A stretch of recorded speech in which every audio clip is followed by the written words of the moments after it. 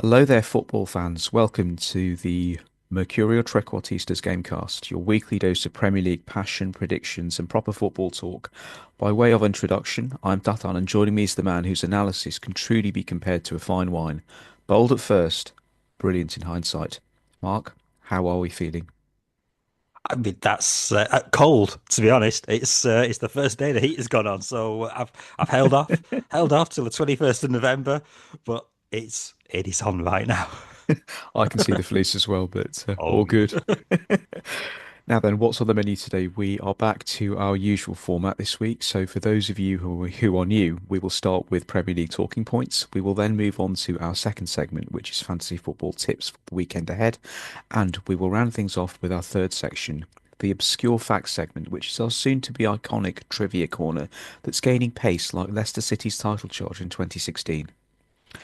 So, segment one, Premier League talking points. Let's dive straight into it.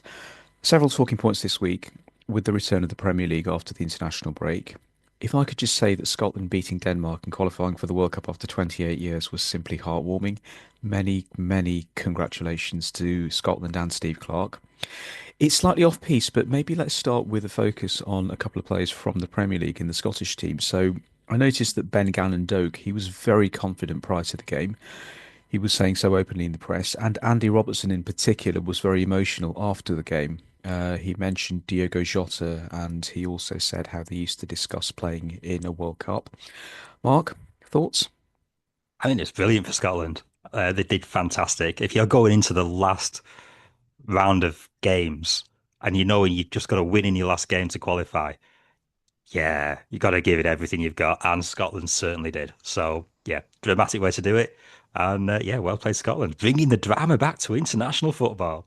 I agree. The players were emotional. The fans are going to love this time from now until June. It's just going to be a huge party for them. It should be really, really good. But how they will do, I think many factors are going to sort of affect this. Injuries, of course. There's still a lot. There's still a long way to go in the season, and also who they are drawn against in the group stages. But let's see. It's a great You, story. you never know. I mean, it's an expanded World Cup this time, isn't it? So there's more teams in it. Yeah. So the group stage might not be as treacherous as previous World Cups. So you never know. Get out of the group, get into the knockouts, and have all the fun you can. Fantastic. Let's move on to story number two. Now, we touched recently on whether a more direct style of play is coming back into fashion. We saw echoes of this again in the Sunderland versus Arsenal game prior to the international break. In particular, how Sunderland were able to restrict Arsenal's ability to launch long throws by shortening the distance in between the advertising hoardings and the touchline. Is there more to come, Mark? Yeah, I mean, there probably is. I kind of feel like that kind of response to the long ball, long throw is more under the category of shenanigans and chicanery.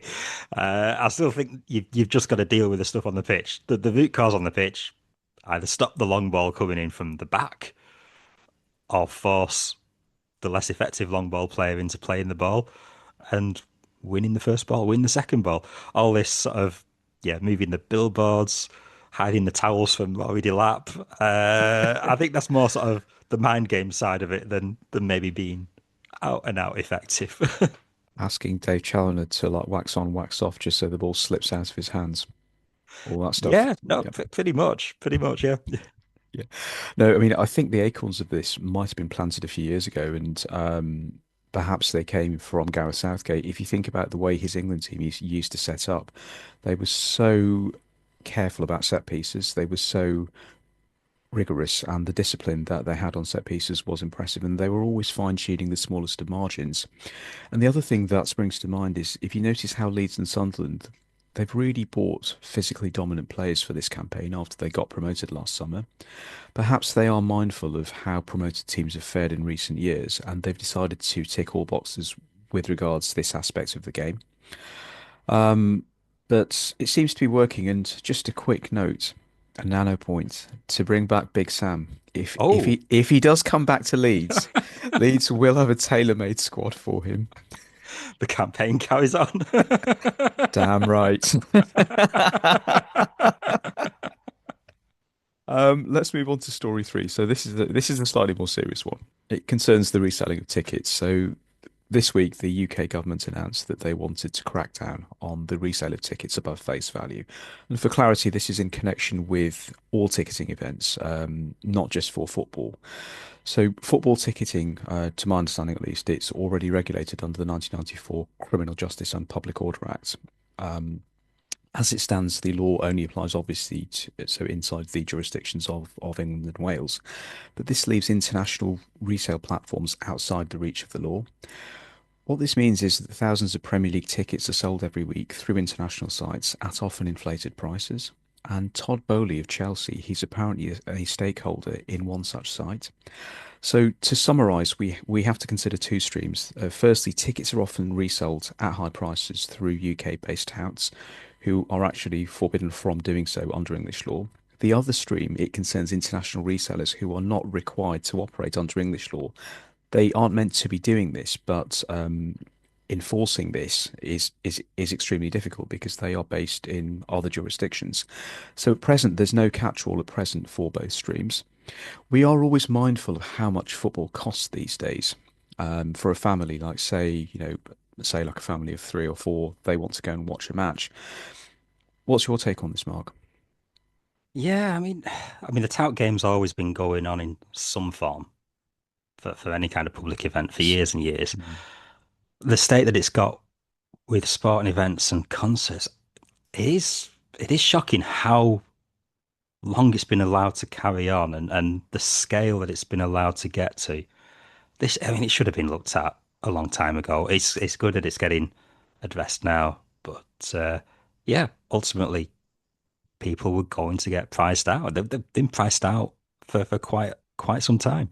So yeah, moving on it now, fixing it so people can get to see the events they want to see for a fair price. mm, Yeah, I'll for it. mm. I think a lot of people say these days that their preference is to go and watch a team in the lower leagues. There's a lot of passion. The fans obviously care, and it's like a very, very easygoing sort of day out, and it's affordable for a family, and it builds interest in football. The kids can still watch the Premier League, of course, on Match of the Day and, on other forums as well. But what can we say? I mean, Premier League prices, they are just going up and up and up all the time. It's just the way of the world. The game is highly commercialized now. It's very different to the game we enjoyed as children. But that's just the way things are. But let's see. I mean, I'm just thinking out loud here, but maybe the use of blockchain ticketing might be a solution. So this would mean the creation of a secure, traceable ticket that is digital in nature, and this could prevent unauthorized transfers. But talking about the tech and the legal implications of this, it's well beyond the scope of what we have time for today. But it's maybe one we could talk about in greater depth in future. Yeah, you're absolutely right there. I mean, it's a really comprehensive look at the state of where it's got to. The digital answer, yeah, it's probably going to come the more digital the world gets. But Yeah, yeah, as with anything, there'll always be some way that somebody somewhere will try and exploit it. So absolutely. whatever they do come up with, has got to have an eye on that. Spot on, spot on. Well, there you have it. We have covered about as many theories as you'll find in your local at full time on a Saturday afternoon. We will, of course, keep an eye on these stories in the week ahead.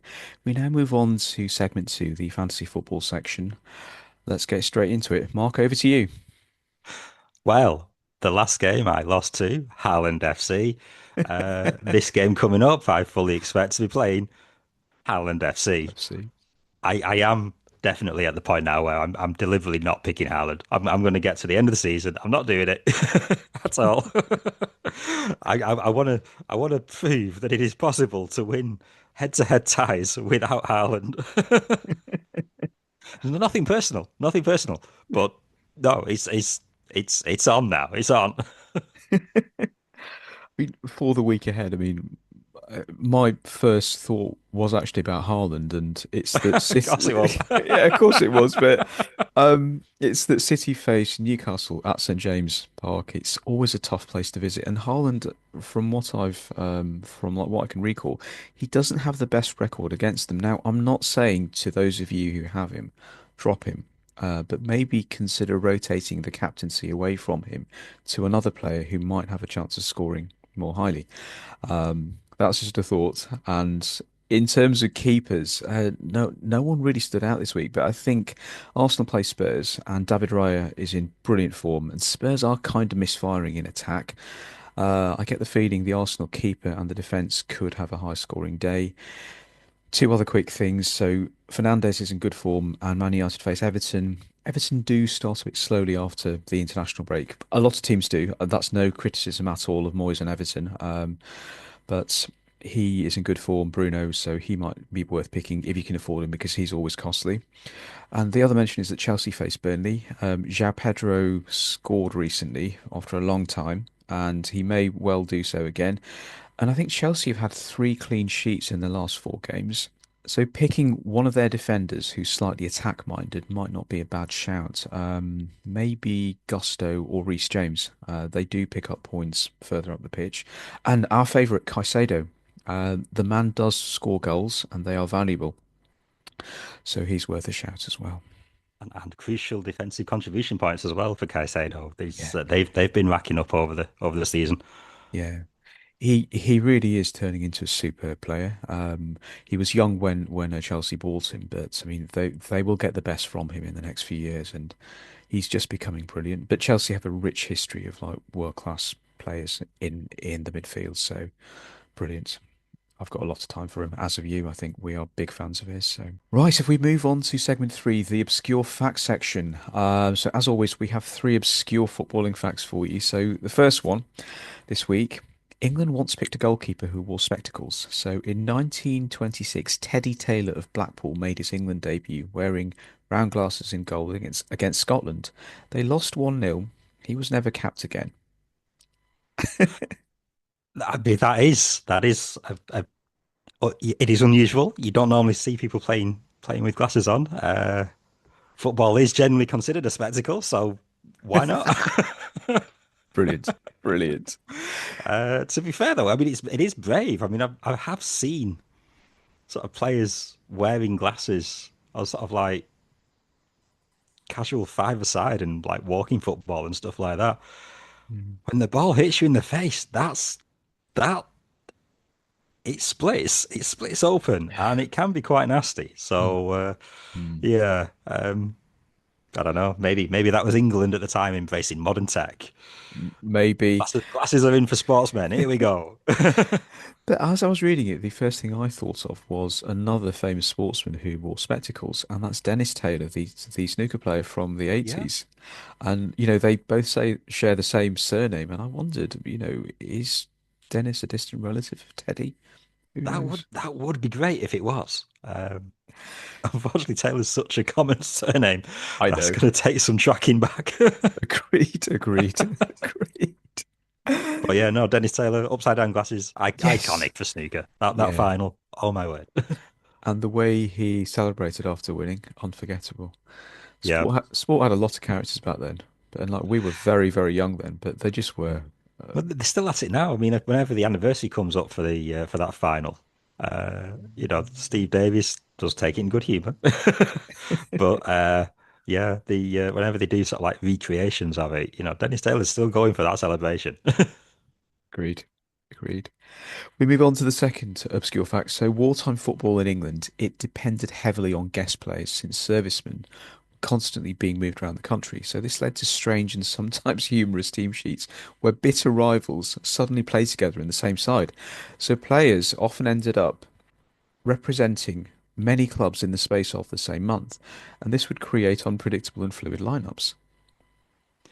Yeah, I mean, the war season it finished after something like 3 games, didn't it? And then the players that ended up playing for teams, Mm. it tended to be where they were stationed. Yeah. But you did end up with sort of like literally club legends playing for rivals. I think was it Shankly turned out for Arsenal at one point. Ah, Busby okay. Busby turned out for Chelsea. I've heard of So Busby turning and out for Aldershot, I Chelsea. Yeah. think as well. I think Busby played for Aldershot against Chelsea, and then Chelsea were like, "Hello, we can sign this guy up." But yeah, wartime football. I mean, back in the day, you'd get your like your football annuals and stuff like that, and they'd be going all over all the records, and it'd always be sort of with the caveat of post-war record, and that Mm, was in every book for years and years and years. You don't yeah. really see it so much now, Yeah. uh, but I reckon there's probably some very interesting stories to tell in there. Shankly, when he was stationed in Manchester, won a middleweight boxing trophy in Manchester. So yeah, I reckon there's probably a gold mine of stories and tales in that period. It's fascinating. It really, really is. But I don't know, players say like, just like hypothetically, like say players from Celtic and Rangers being threatened together or Spurs and Arsenal players being forced to play together. It's just Mm. unthinkable. It Yeah. really, really is. It just wouldn't. Well, Would they pass the ball to each other? I don't want to set you up. It's going to make you look good. The game doesn't matter. oh man, no, that's good. That's good. The third obscure fact. So in 1966, the Jules Rimet Trophy, which was the original FIFA World Cup trophy, was stolen from a public exhibition in Westminster.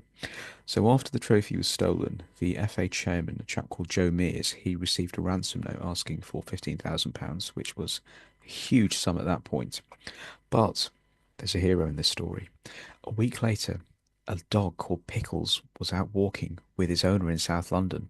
He discovered the trophy wrapped in newspaper under a hedge. What a guy. What a guy Pickles is. I mean, how famous would he be now? There'd be Instagram accounts, Twitter Exactly. accounts, TikTok, Exactly. all sorts. Tuning in for his daily update. Yeah, Pickles would be a star. Advertising deals, his own Yeah. social media, he'd get it all. He really would. With yeah, his own podcast with pause for thought. So we would interview him. So Pickles, what did you smell as you sort of were? It I won't go into that, but was a no. newspaper. It had chips in it. Well, that's probably what attracted it to him. So, like Yeah, food yeah, or something like. Anyways, some percent, yeah. but it was just a heartwarming story. I mean, I get the feeling. I think my headmaster at primary school, he was a huge football fan. He was called Mr. Little. Um, he told me and a few others this story because, even at a young age, he knew that myself and about three other kids, so there was two other boys and like one girl, he knew that all of us were hugely into football and very interested in it. So he would often take us aside and tell us stuff about football. I mean, he was a huge fan. I'm sure he told us this story before. So as I was doing the research, it's a nice story, but and you're on Find somewhere, and I thought of Mr. Little after a long, long time, so I hope he's well. So Yeah. It does make you wonder why the trophy was there as well. Did it get too hot for the people that took it, or was it there as part of the exchange? Who knows? I I did think that. So I understand the FA they'd secretly made a replica of the trophy during its absence. It was put together quickly, and they used that version for taking it out into public and so on. But is it the case that this was yeah, was it sheer luck or was it yeah, who knows? Who knows? But Pickles is a hero. I'm sure he was a national hero at the time. So Absolutely. Yeah. yeah, good old Pickles. Right, everyone, that's all we have time for this week. So until the next time, keep the faith and don't forget to like and subscribe to our channel. And do get involved on social media if you are so inclined. We are back sometime next week with more TMTG goodness. Till the next time, until all are one.